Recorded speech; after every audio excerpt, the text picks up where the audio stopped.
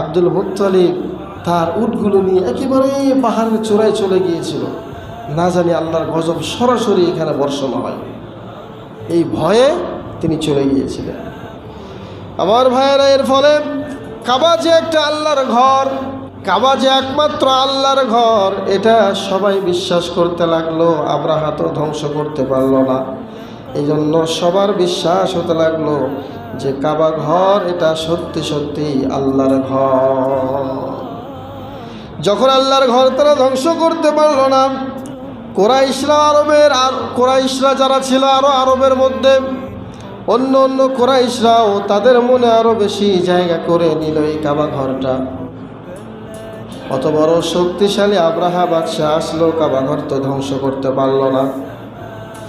তাছাড়া ওই সময় অনেক ব্যবসা বাণিজ্য হতো, ব্যবসা বাণিজ্যেও তারা ছিল অনেক এগিয়ে ছিল।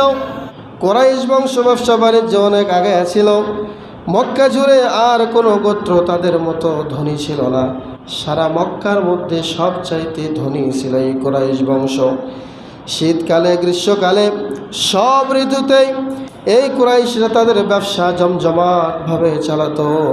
তখন পথে পথে ডাকাতি হলেও কোরাইশদের কোনো কাফেলায় কোনো ডাকাত হাত দেওয়ার কোনো সাহস পেত না।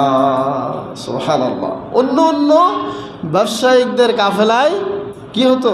ডাকাতি হতো, চুরি হতো, কিন্তু যদি দেখতো যে এটা কোরাইশ বংশের কাফেলা, কোরাইশদের ব্যবসায়ী লোক, তাহলে তারা আগেই সালাম বলে সেখান থেকে পিছপা হয়ে যেত। আল্লাহু আকবার।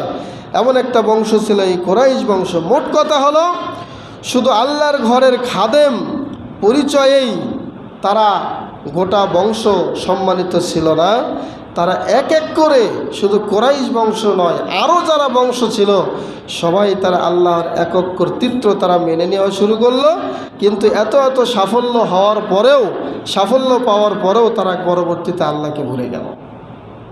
এই যে কোরাইশ বংশের একটা মর্যাদা, কাবা ঘরের কারণে তাদের একটা সম্মান, তারপরেও তারা আল্লাহকে ভুলে গেল। কয়েকটা নিষ্প্রাণ মূর্তির তারা পূজা করাও শুরু করে দিল।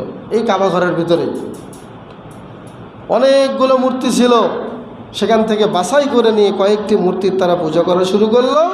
তো আল্লাহ রাব্বুল আলামিন এই যে তারা এত নিয়ামত পেয়েও আল্লাহকে ভুলে গেলেন, এই যে আবার মূর্তি পূজা শুরু করলো, আল্লাহ রাব্বুল আলামিন তাদেরকে স্মরণ করে দেওয়ার জন্য যে দেখো, আমি তোমাদেরকে এত নিরাপত্তা দিলাম, এত নির্ভয়ে তোমাদেরকে রাখলাম, এর পরেও তোমরা আমার সাথে শিরিক করলা, এই কথাগুলো জানিয়ে দেওয়ার জন্য আল্লাহ তাআলা সূরা কুরাইশ নাযিল করলেন। বলেন